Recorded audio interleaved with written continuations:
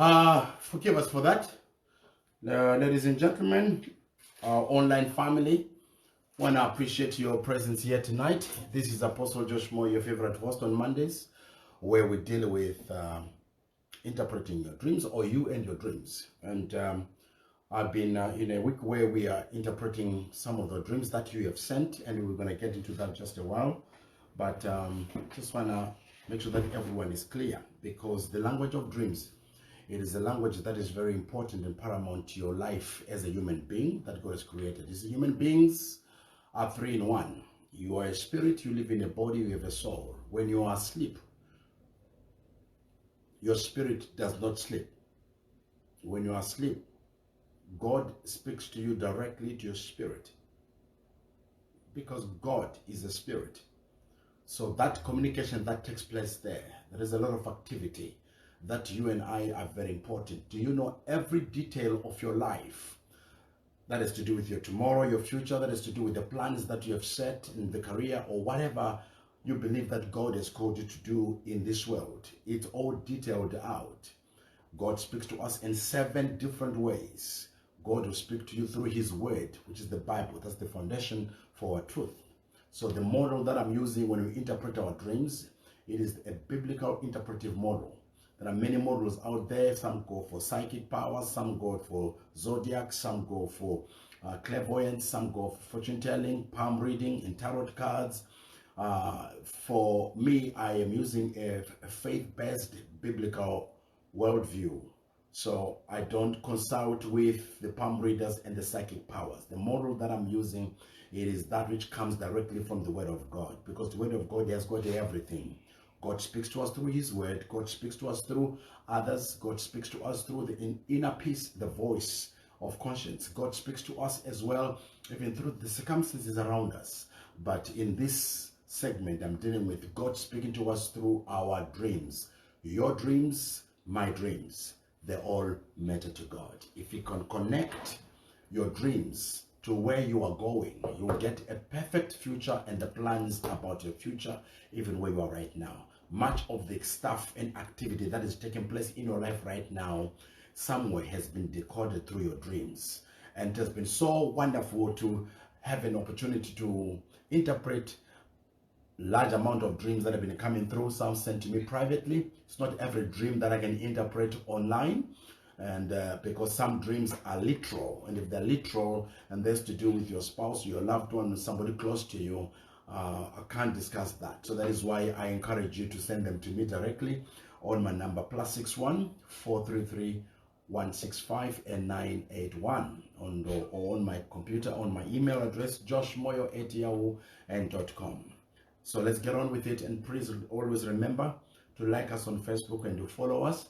And let's make sure that you do that both on Facebook and on Instagram, but also on YouTube. You can subscribe, because some of those dreams that we have already started, especially the series on dreams, the symbols, what they mean, I've already put them. Why is it important for you to understand about the symbols? Because if you follow the life of Jesus Christ while he was here on earth, there is one thing common that comes out. He spoke heavenly stuff, heavenly issues, heavenly atmosphere.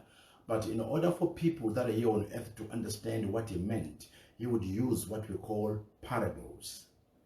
So God, when he wants to decode, wants to reveal, wants to unveil a mystery, he always uses those pictures, symbols, images, similes. And it's important that you and I understand that when you walk with God, you always see these proverbs and poetry and metaphors that helps us to understand exactly what's happening in our life. When he was talking about farming, he would always use those symbols. When he talk about trade or marketing, you would talk about those symbols. You talk about talents, talk about money. It's all sort of cued together, so it's important. So dreams become what I call personalized messages to us, wrapped in a mystery, if you know what I mean. So there are personalized messages that God gives us at night, and they're wrapped in a mystery.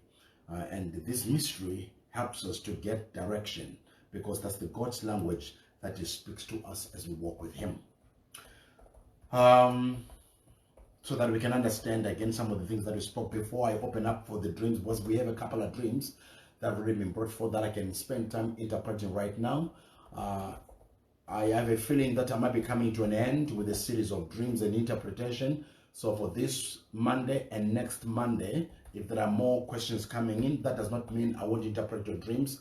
I will go into another tangent or another teaching, and then I'll come back to it as we continue to go. But once again, for you that are online, that are with us, I want you to just to pick up on some of the stuff that we covered already. We realize that if you dream someone dying in your dream, that does not necessarily that that person is going to die. Remember, it's parables, it's metaphors, it's stories, it's similes, it's proverbs, it's poetry. That's how God speaks to us.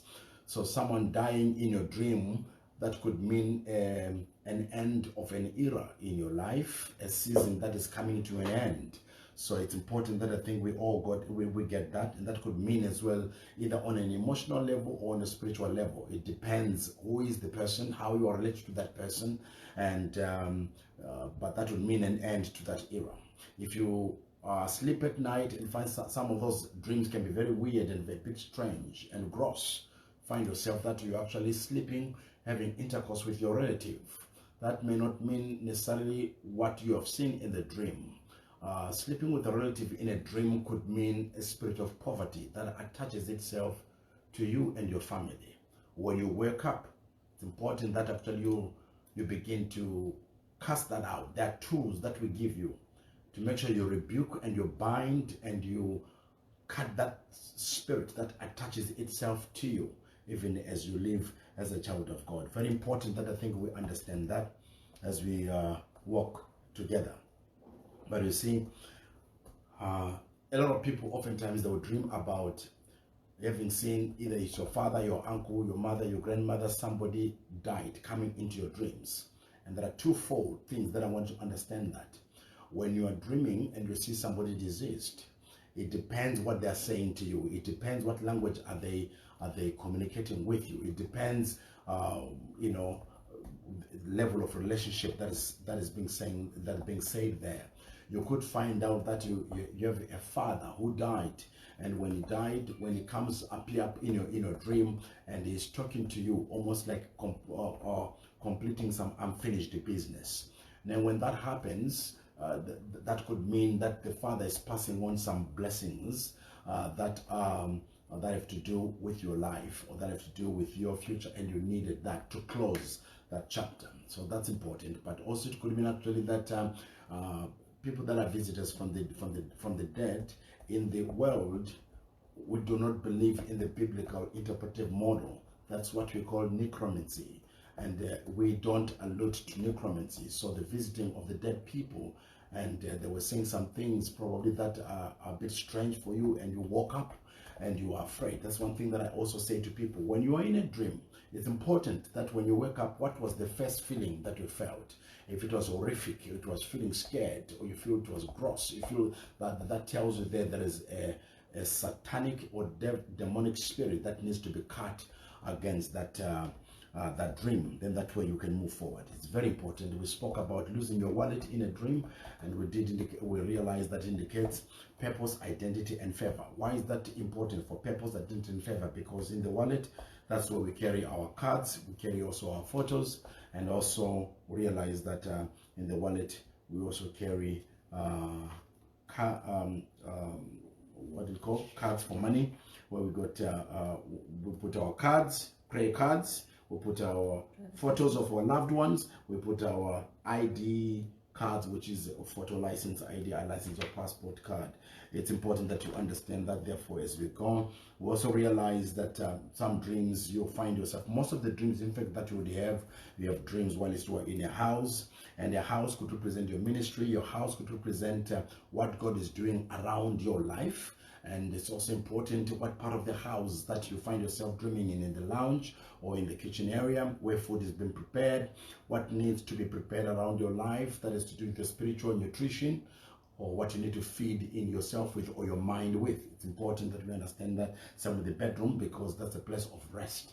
So it's important that I think we understand what's happening there as we work together. And we spoke already about vehicles in their all different modes that represent your ministry, your gift, your career, your job, things that you're engaged in, whether it's a car or it's a bus where you're with others. That means these are people that are very important to your journey where you're going, because you don't reach to the place of your destiny by yourself. You need some of your friends. Sometimes if you're dreaming and you've got frequent nightmares, it's important that you understand as that takes place, what's happening in that dream, what part of your body is being really affected, and where were they wanting to, who was attacking you, what were they saying to you, what was being said to you. Because some nightmares could be nightmares of somebody screaming at us. So we know that is to speak to do with my vision, my direction, where I'm going. Somebody was wanting to draw me backwards.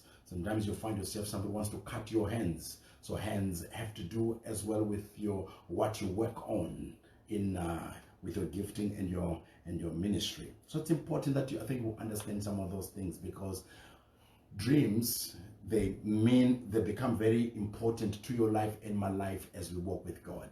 A few other things right now before I open up for those dreams that I'm going to receive right now. If you dream and you're going to use a bathroom, or you were in the bathroom already, and we said the bathrooms, what do we use for? These are places for cleansing. They cleanse our inner world. They cleanse our emotional world. They cleanse, well, they cleanse really our guts. But so when you are in a dream and you are going to use the bathroom, it means therefore your emotional, psychological toxins are being taken care of. Could be also your spiritual toxins are being taken care of, and you are exiting, and then that's where we flush them out. So it's important that so you understand what's happening there. Where you are in the dream, what's happening in the dream becomes very important. Somebody dreamt teeth are falling out. The question is, what tooth was falling out? Is it all tooth that were falling out? That means be careful. You are no longer chewing on things like you used to, because as we live sometimes in life is lived in phases and stages and levels. So if you find yourself that it's all the whole of your mouth, teeth are falling out, that's a warning dream to caution you that you are no longer pondering on things of importance before you do. You are now just doing it willy-nilly. So thereby, teacher, why am I saying that? Because teeth are used for chewing. We talk about chewing a matter, chewing an issue before I make a decision. So teeth falling in level will represent that. But part two of that, the area of the teeth of the tooth that is falling away or shaky or decaying, it's important. If it is on a wisdom tooth, that is to do with that's where really you use the discernment, the chewing, because we use those back teeth for chewing whatever we have eaten. But if it's the front teeth, that is also to do with something that you bite into. That don't make quick decisions before you actually taking your time to process that stuff as we go together. Nakedness in a dream, we also spoke about that, and we realized that if you are dreaming that you are naked, that's not necessarily, not always meaning shame and embarrassment. Sometimes it means majorly, actually, transparency and being vulnerable, because that's the first thing that we realized in the world of how God operates in the kingdom. When Adam and Eve saw themselves naked after the fall, and God comes around and he covered them with his own covering. So it's important that we understand that, friends. So I'm going to open up myself right now. I work as usual on Mondays with friends and the partners that help me in my ministry. So I'm going to ask them to read for me out the dreams that you have sent out, and let's make sure that we go for it and see how far we can go. Over to you, my friends. Good evening, online family. I'll be reading dreams that have been received and sent to Apostle Josh Moyo for interpretation. The first dream, the writer says, I was in a car with my brother. Yep. And we were talking, although I can't recall what about. Yep. My brother was driving too fast, so I chided him. I shouted at him and told him he needed to slow down. The writer also puts in brackets, he is a fast driver in real life. Yep. He lost control. In the dream, he lost control of the car And the writer says that they remember him saying, "What's that?" And then the car swerved off the road and over a cliff. And as this brother and sister were in mid-air, the sister grabbed her brother's hand and said, "We'll be okay, let's pray." And then the dreamer woke up gasping. Okay. Sounds like a warning dream. And because it's a warning dream, it is important that I think we understand what's happening here, what's at play here. When you interpret dreams, it's important as well that you try and pick up what are the subcultures in this dream. Remember, in dreams, we have definitively broken down into two. You have got what you call intrinsic dreams. These are dreams where you, the dreamer, is actually getting involved in something. Either you're the one driving the car, or you're the one reprimanding somebody, talking to somebody. You are the one that is the main player in the dream. Or in this dream, we could call them extrinsic dreams. These are dreams where you are in the dream, but you are not really the main player. You are involved by way of observing or checking at things, but you are watching others as they play out. So that's the two categories. In this dream, I'm going to ask you again for you to read that dream for me. The dreamer says you are traveling in a car with your brother. Yes. And as you travel together in this car, it happens that the brother seems to be driving fast. Yes. And you remember that in the real life, in the wake life, he drives usually faster anywhere. Yes. That's a warning dream. And why we call it a warning dream, because already you are having now a direct translation of what's happening in the real world, because he's a fast driver and he's the one driving. So number one, at least we realize you are the passenger in this dream, and the brother is driving fast. That's the relationship that is there, which is important. And because he's driving fast, this car has to do with your career, has to do with your job, has to do with the area of giftedness around you. So he's driving his life. So this dream seems to me like God will be wanting to say to you, the dreamer, that it's time you talk to your brother to slow down. Slow down about life, because what causes us to drive faster oftentimes is either we feel the responsibility of being late at going somewhere, or we are rushing to go and get certain things done. So that speed, oftentimes, as you know, in life, you can't be always where you want to be at the time you want to be. We are limited in our body, we are limited in the speed, we are limited in the roads of life that we travel in. So I'll pick up that you are very important to the life of your brother, in this sense that sitting down with him and make him aware that it's all good that he's driving, he's got his own car, that's why he's controlling, but I think he needs to be told, I think, be careful that you don't rush too much to your own detriment, because that's what we're after. Because in the dream, I think you mentioned, then you were there was the car masqueraded and you find yourself in midair over a cliff. So you see that right now, that's a warning dream right there. That, I mean, the end of these humdrums of wanting caught up the rat race of life, and you are trying to achieve a certain purpose, and probably in his mind he's already told himself that by this age I wanna have so much money, by this age I wanna have my child, I wanna be married, or by this, because that's how usually men think. We think in compartments, you see. We tell ourselves, by this time, I want to be there. By this time, another box created, I want to be there. At this stage, I want to make sure that my wife has got this and my child has got this. I've got enough money, I've got enough super. So sometimes it's all this rush.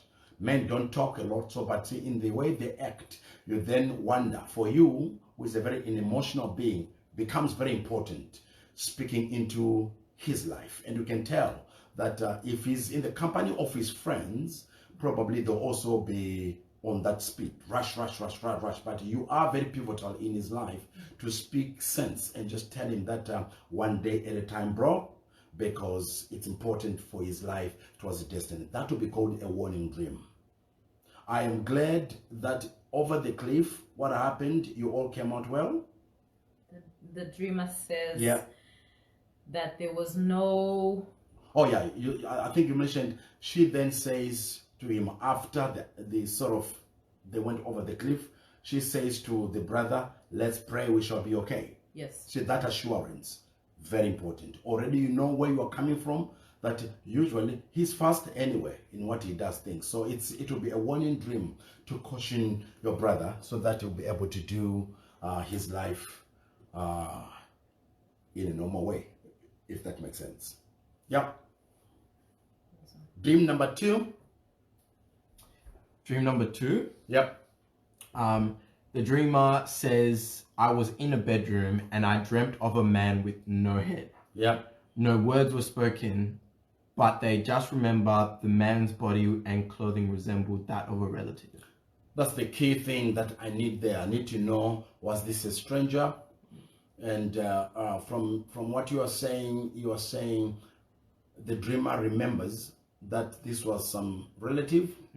Okay. With no head. And then in the dream they have no head. Yes. So the two things there that I want to bring into focus for the dreamer.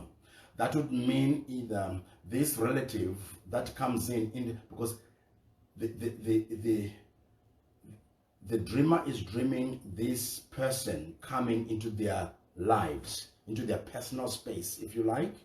So first thing that I want you to realize, they have no authority, because headship speaks of our authority. And because it's a man, it actually goes now without saying that they have no authority to begin to speak words of wisdom, discernment, direction over your life. They are headless. The head has been decapitated. Is the doing of the enemy, right? In the book of Genesis, what happened there when you say the fall of man? We call it the fall of man because Adam's head was decapitated by the enemy.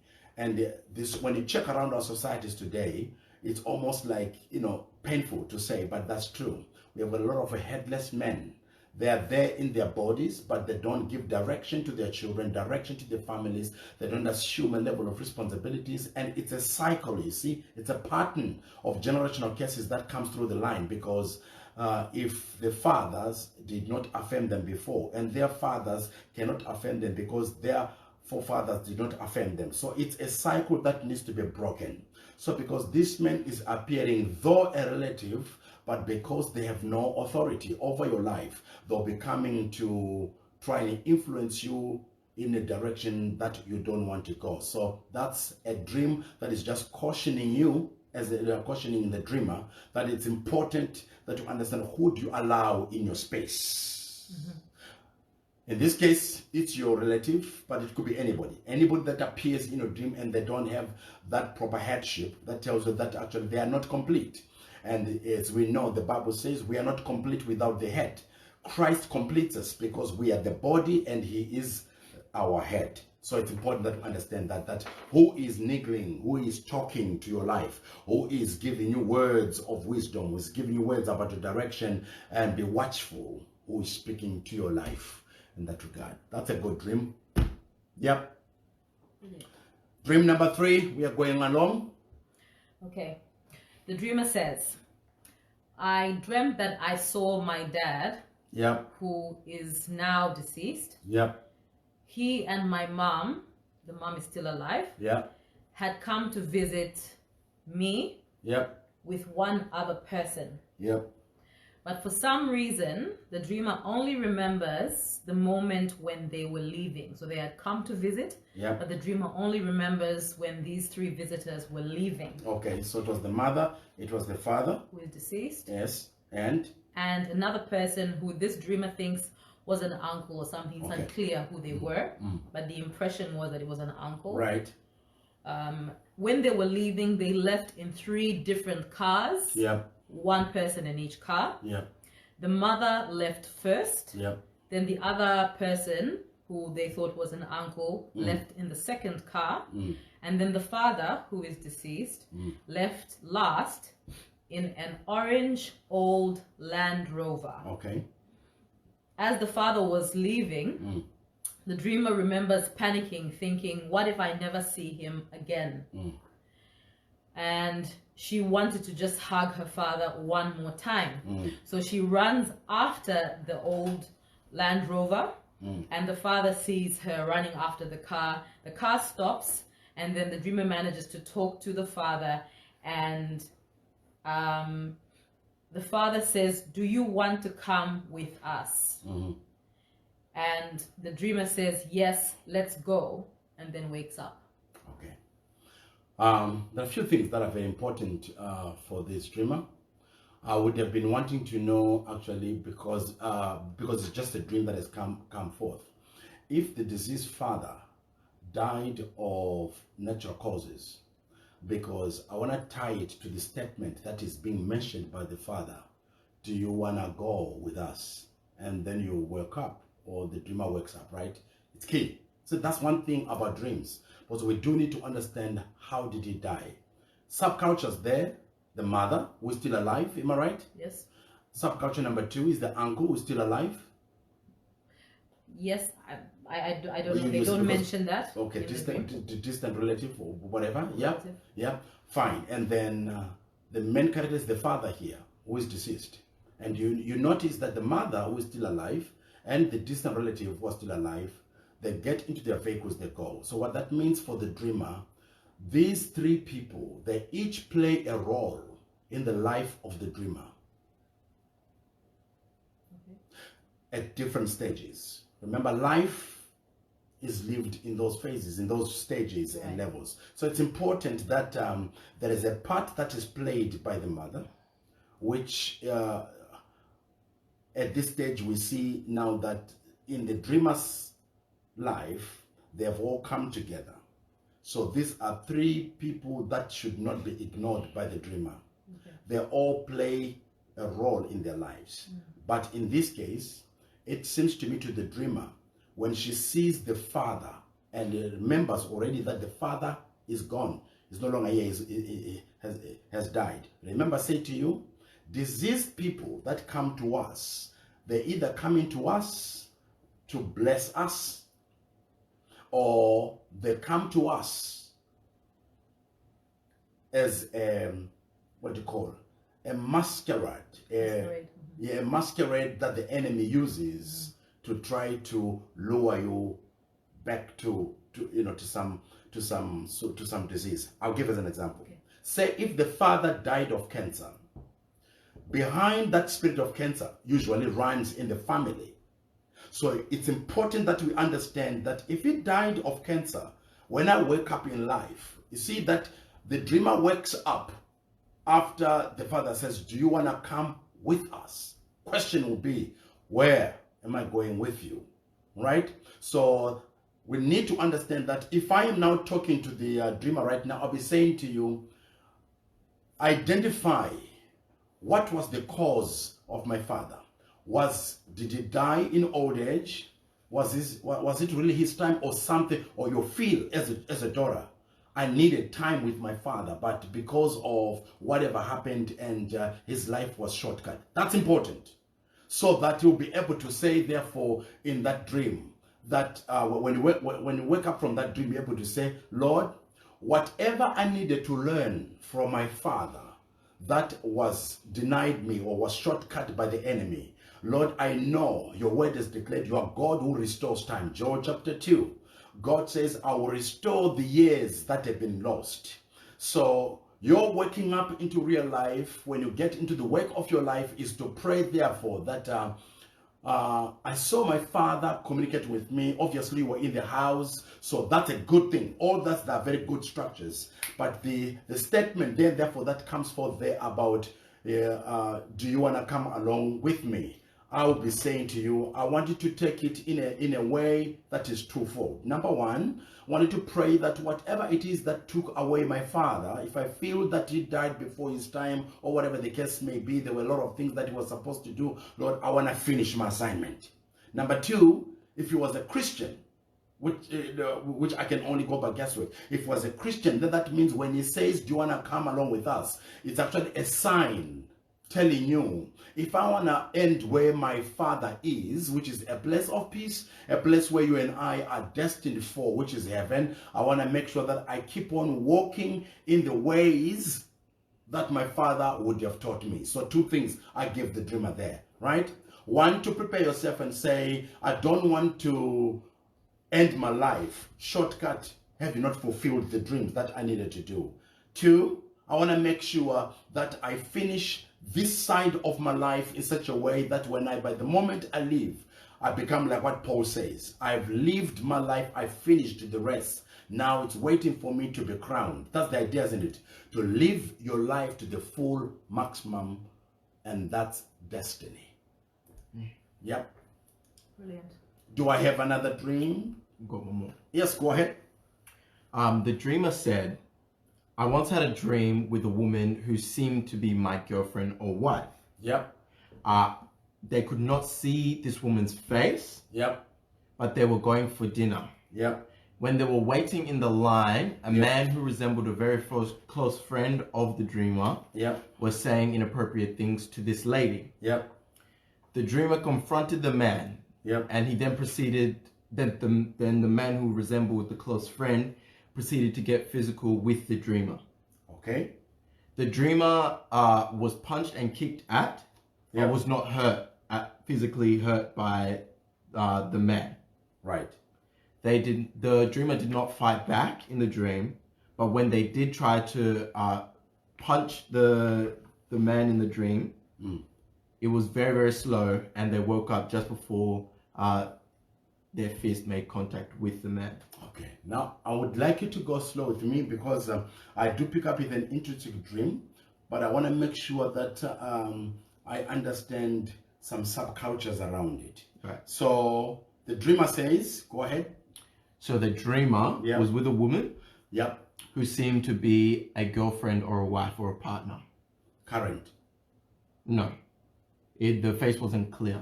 The face wasn't clear. Yeah. Okay. So it was, I guess it was just a person who would have been very close, or they would have had a romantic relationship with the dreamer. They're going to a restaurant. They're going to a restaurant for dinner. Yeah. And they're waiting in line, so they're not inside the restaurant. Okay. As they were waiting in line, a man who resembled a very close friend of the dreamer was saying inappropriate things, which weren't able to be made out in the dream, but they were understood to be inappropriate to this woman. Okay. Then the dreamer confronted the man, and then the man started to get physical with the dreamer. Yeah. The dreamer says that he punched and kicked at me, but I was not hurt by him at all. The dreamer says that I did not fight back, but when I tried to punch him, it was very slow, and I woke up before my fist made contact with the man. Okay. Now, what's important in this dream is actually to understand something that is very, very important. Well, what's important for me is realizing that he's going to a restaurant with this woman. From what I'm picking up, they are now close friends, almost / a date. Correct. I'm thinking, right? Yeah, as far as I've seen. Yeah. And then while they are standing in the queue, there is another subculture, a man who comes to engage in some talk to this guy's partner. Yes. And did you mention that like they knew one another? Yes. Like so the dreamer and the man who had come to them was a very close friend to the dreamer, or resembled a close friend to the dreamer. Right. Go ahead. And then the man who was who resembled a very close friend was saying inappropriate things, flirting with the yes. Yeah. Okay. What I'm picking up there, what's very, very important is anytime when you find yourself in a relationship with your partner, and then there is somebody who comes in like a third force that comes in to interject, obviously that's a warning dream for this person, that be careful. There is an interference of old habits or old behavior patterns that are trying to influence what is at current. Watch this. They are going on a romantic dinner. We suppose. I think that's how close you said it. And therefore, but then while they're in the queue waiting to get to where they can engage and talk, know one another more, engage and, and just enjoy each other's company, there is an interference. That interference is That's the caution that I believe the dreamer, you need to be aware of. That interference that comes in, you are looking at that person and you are saying, looks like it was your old friend. Am I right about it? Yeah? Yes, an old close friend. friend, But yeah. then they're not engaging with you, the dreamer. They are actually trying to take away from you what you have just built up, because you would think by the time in relationships, by the time, if I'm going out for dinner with you, what am I doing with you? We bond over food, don't we? Human beings, we relate very well when we're eating together. When I'm eating together with you, in any culture, in any traditional or way of life, with a lot of people, 7.1 billion people in the world today, when I'm sitting down with you and I'm having coffee with you, I am saying, welcome to my world, as you welcoming into your world.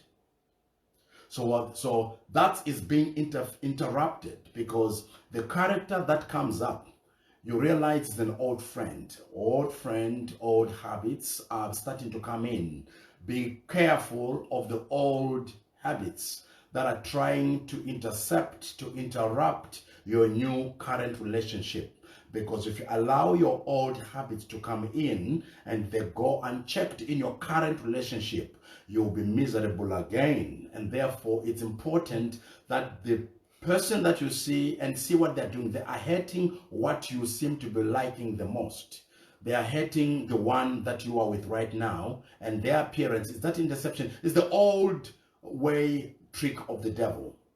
In the Garden of Eden, who has to come in was the third opinion. The variable there is the serpent that comes in and engages with Eve. Doesn't even engage with Adam, engages with Eve. So for you, the dreamer, I'll be saying to you, be careful of old patterns, old behaviors, things that you have deemed you have already gotten over. It was now in your past. You are no longer dealing with that. They are now creeping in back. And as they creep in back, they will not only hurt you, your emotions, they will hurt even the ones that you love. So work in those areas, and so that you can live once again an overcoming life.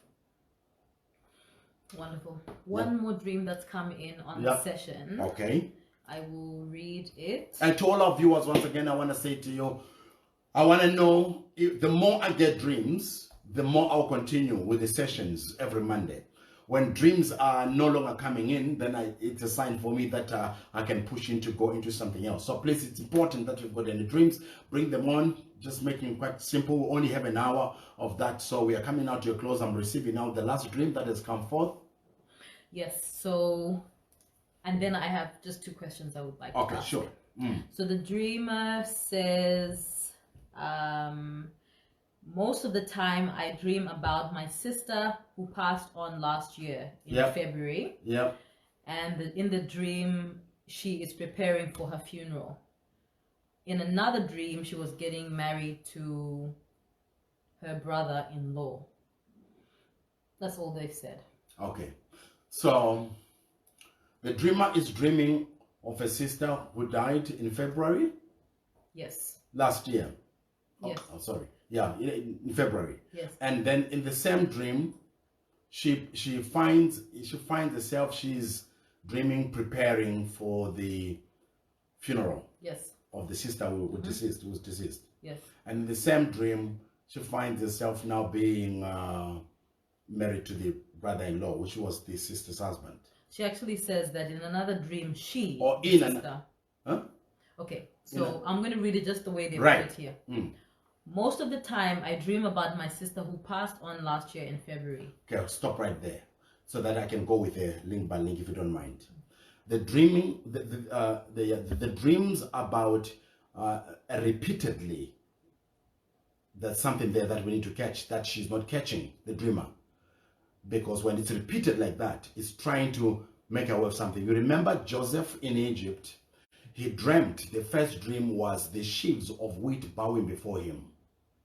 He's young. When he explains it to his brothers, that's what he dreamt. The brothers interpret the dream for him, but they hate him. And then Joseph, the same dream appears again, but this time it is the stars. Whenever you find yourself on a repetition of the same dream coming in many ways, which is what I want to answer to, that means there is something the dreamer is not yet getting. The dreamer there, she needs to let go of the sister because she's still clinging up, and I can understand there is a lot of pain there. Do you see that it comes also in the dream that the sister would have passed on in February? February is just the second month of the beginning of the year in our life according to the Roman calendar. So it's important that you realize that dreams, her actual dreams, are being intercepted by things that are dead, the era of old seasons. So it's important that that's not only about her sister that passed on, but the fulfillment of a destiny of what she's supposed to engage in or what he's supposed to enjoy in life being missed at this moment, because in the early part of the year, when you are supposed to be working around your dreams for the year or the end of the year, what's going to happen, what comes in, it seems like actually the dead stuff still comes in. That element of death that is introducing itself quite early is trying to crush, to thwart, to put down, suppress destinies that are supposed to be lived in that year, because it happens in the beginnings of the year, which is around February. It's too early when you come to think of it. It's important only I mentioned February because dreams are quite interesting in that sense, that things that are appearing and you see and remember that, yeah, she actually passed on in February and this is keep on coming, and then I'm preparing for the funeral. That means to the dreamer, I'll be saying, release yourself from your sister's passing away. Any form of pain, emotionally and psychologically, that is there, it will limit you from moving forward with your life. We all grieve. Grief is okay, but when grief overstays, it will lead to other hidden diseases. So we don't want that. We want to make sure that in your weeping and in your grieving of your sister, you release it slowly. That way you can move on forward. You can't move on forward right now because in the dream, it says you are now, it's becoming more of a frequent thing. So that means the Lord is trying to warn you of something, the potential of something that can end up stressing you, giving you mental breakdown unnecessarily. So watch very carefully. Why is God continuously bringing or allowing me to see this dream of my sister? Let it go emotionally. Let it go psychologically. You see, your sister is not totally gone. For us as Christians, we know they are in a better place, but more importantly, they are always with us in our hearts. So release them so that you can move on forward. Continue with your dream, because you mentioned that she also dreams about preparing for the funeral, which actually means that she has done all the necessary things that were supposed to happen, because if she's preparing for that funeral and the sister is gone and it still happens to come back again, it means what she has done, what needed to be done for her sister's passing on. So the first part is now being applied by the second, or the second part explains the first. She has prepared for the funeral, so that means there is a readiness there for her to let go and release of anything that has got potential to leave her bitter or resentful. Right. Yep. So then the last part, I don't know if you mentioned this. So you said that when she's getting married to the brother-in-law, so this sister who passed away is then getting married to the brother-in-law. That talks more to do with the intensity of the closeness of the relationship that was there, because definitely I'll be picking up that if that's what she will be dreaming, getting married to the brother-in-law, that's not what we do anyway in our time and in our biblical culture and stuff like that. She's already a married person, and so that's actually not God. But that comes oftentimes as what I call emotional entanglements that are explained by two things that we have seen there.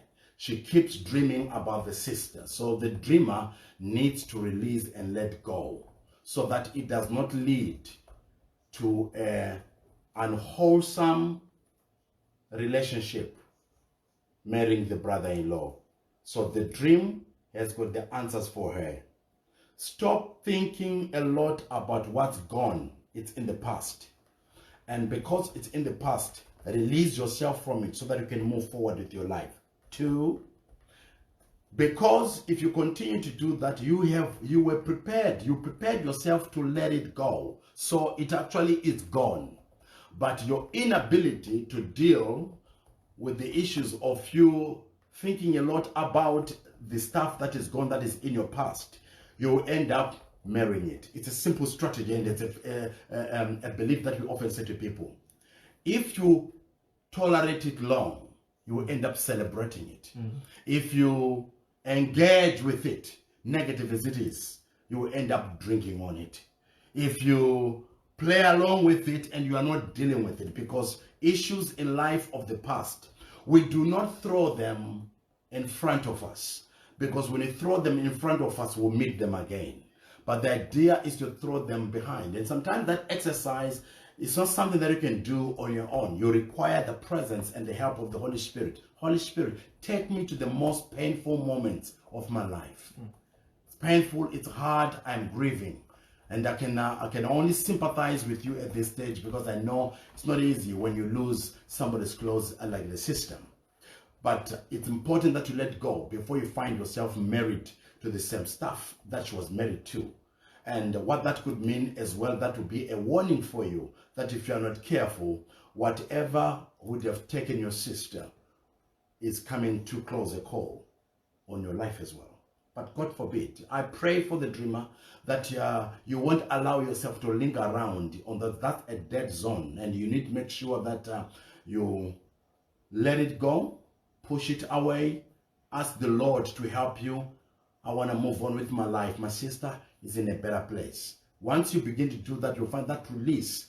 There will be another dream that comes in, and this time will be differently. How do I know you are now free from it? There will be another dream, and it will be saying something else differently, because God speaks that way. Thank you. Great. So I had two questions in relation to dreams. Yeah. The first being understanding these two words, eisegesis and exegesis. Yeah. And whether they can be related to when someone has a dream, so that we can start to train ourselves in understanding and interpreting our own dreams to a certain degree. Yeah. Because often what tends to happen is we'll have a dream, and like you mentioned, there are intrinsic and extrinsic dreams. There are dreams which are literal. How do we begin to train ourselves not to put things into our dreams that we are feeling or that we've experienced, and learn how to get out of the dream exactly what it's saying? I don't know if that's making sense. It does. Okay. The fall of man, as we know, we are living in a fallen world. There are a lot of interfering voices and sounds in between that come into our lives. That is why we need to stand to be corrected. We often say in this life when we live, no one is perfect, no one knows it all. It is the question that you've asked me, it is similar to the question that I hear often Christians say, that I don't need anybody to prophesy on me, because that means you are saying you can prophesy on yourself. Is it true that you can prophesy on yourself? Yes, to a certain degree. But there is something that happens if somebody from outside who does not know me from a bar of soap comes to me and comes to me and prophesy upon me stuff really that really is happening in my life. What that does, it does not just excite you, but it builds you that hope of knowing that I'm going in the right direction. I'm sure you are understanding where I'm going with this. That in as much as we know that you see, we are created, because human beings are created for each other. We are created, we are no island to ourselves. We are created by God to make sure that we do life together. That's the reason why we have got churches. If that same question, same statement, my sister, could be the same thing that you hear about people, that why do you think I need church? I'm born again, waiting for Jesus, I read my Bible at home. But really, the Bible says not neglecting coming together. So why is coming together important? Because I realize what I know, I'm not my own final authority. So working together with people helps you. It is the same thing with the interpretation of dreams. Because what tends to happen oftentimes in the world of dreams, if you dreamt that there was something happening there, and I think I gave an example last week, that this is how far it can go and can become very detrimental to your life as a human being. Somebody dreamt that their spouse was going back to their ex, and in that relationship they were having a romantic time, and this keeps on happening. What's going on there? And the dreamer then literally interpreted to be thinking that my wife must be cheating. Do you see how far you can go? Even Joseph, when Joseph dreamt about the sheaves in the field bowing down to him, he never said, "You will bow before me." He did not interpret his own dream. Kings in the Bible, when they had dreams, the reason why they're called whether they are magicians or it was somebody that came in. Daniel came and interpreted the dream of the king. Why is it important? Because you do need that outside voice that comes in and clear for you. So in that, I want to say to you, I'm putting up some material together where I'll be teaching on Dream Interpretation 101, because all what I've given you as symbols that you pick up in the dream, they are not your handbook by which you can go about and say, now I can interpret dreams. That's not how it works.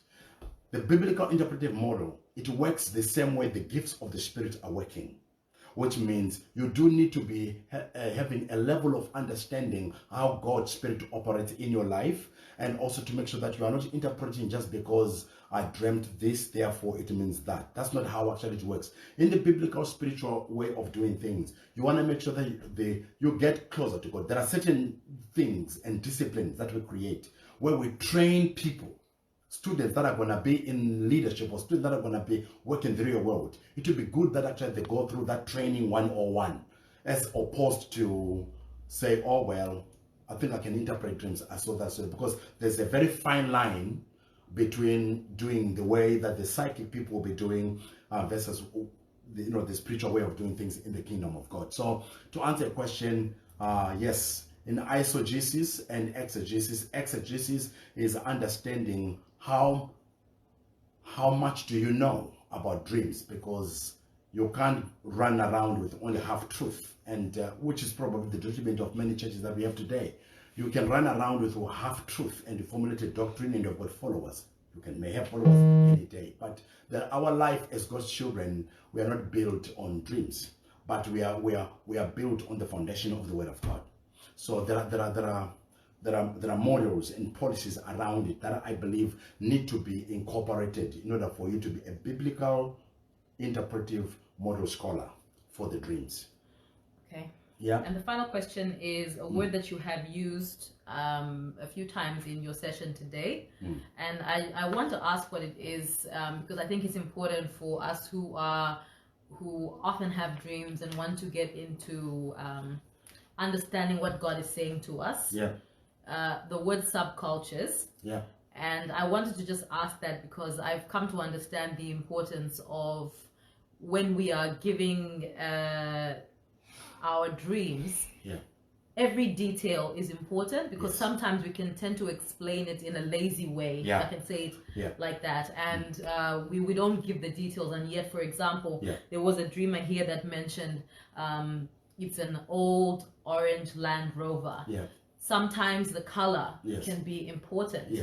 The fact that it was old, or the type of car, what does that mean to the dreamer? So understanding the subculture, like you mentioned, they will meet different people in a dream, for example, there'll be different vehicles, all of those are subculture. So if you can just break down what this word subculture means as it pertains to dreams. Yeah, thank you. By subcultures, normally what we mean, we'll be talking to who is in that dream where you are. What buildings around you? Are you in a desert place? If you're in a house, what part of the house? Those are subcultures. Or I was standing by the sink in the kitchen. Already, for me, what I'm hearing is the kitchen place is a place where I prepare food. So it is something that God wants me to detox, or God wants me to put in. Or no, I was standing in my bedroom. And all I'm hearing already there is remember, bedroom is a place of relaxation and rest. Or I was in the lounge room. What I'm hearing deals with your relationships. So these are subcultures. Now you mentioned about, it was an old orange car. That means this person had lived their life to the full, or because it's an old one. So old one, it means has been used already.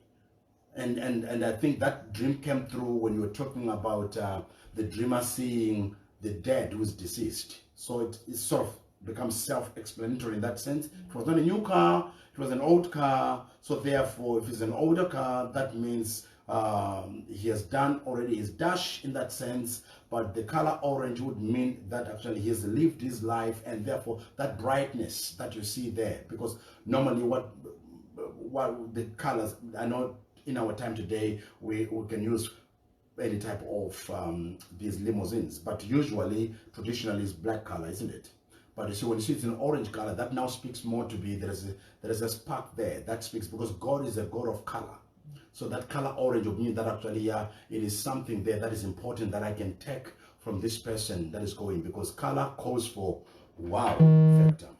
You can't avoid it. You can't, it's not hazy or fuzzy. It's something that you see. So that speaks more to that. So it's very important. Ladies and gentlemen, once again, Apostle Josh Moyo here, coming to you every Monday on Dreams and Interpretation. That was awesome to have you guys. And once again, like I've said, don't forget to like us on Facebook and follow us through on Instagram as well, and subscribe, and also hit the notification bell so that we'll be able to communicate with you more. The more subscribers we have, the more we'll be able to do things. And if by any way you feel you want to support our ministry, please, by all means, are welcome. And my helpers are going to put our details there that we are using, and from ANZ, and whichever way that you wanna help us with, it will help us to get more equipment, because in the life of production at the moment right now, I'm talking to you from my phone. Can you imagine how technology works? But it'll be good for us to get our own gear so that we'll be able to do more in the world. If you ever asked yourself that the truth is, our world we're living in, there is so much there that is happening on TV that is unnecessary. Some of it we don't need it. But if we have a TV station of our own, if we were to create a situation where we have our own stuff, and then we just give to some of these main, lines of televisions, and then they can air this important stuff. Because I said to you last time, there, a third of your life, you will finish it sleeping, which means you'll be dreaming. And in a night, every person dreams about 4 to 5 dreams. That's quite a lot when you come to think of it. So we need to spread this word out there so that people know, rather than you spending your money and giving it to people out there that will scare your life and that will tell you things about this one doesn't like you and this one doesn't happen. A dream can actually make you divide. I've seen marriages clashing. I've seen married people divorcing. I've seen families not talking to one another for years just because of some dreams that happen. Because without an appropriate biblical interpretive model, you can go anywhere. Thank you so much. My time is gone, but I appreciate you for joining us. Join you once again, if you can, with us 5 p.m. tomorrow night on the Art of Worship, and 7 p.m. declarations. If you've got any prayer requests, Wednesday night, I'll be praying for those. Thank you so much. Goodbye.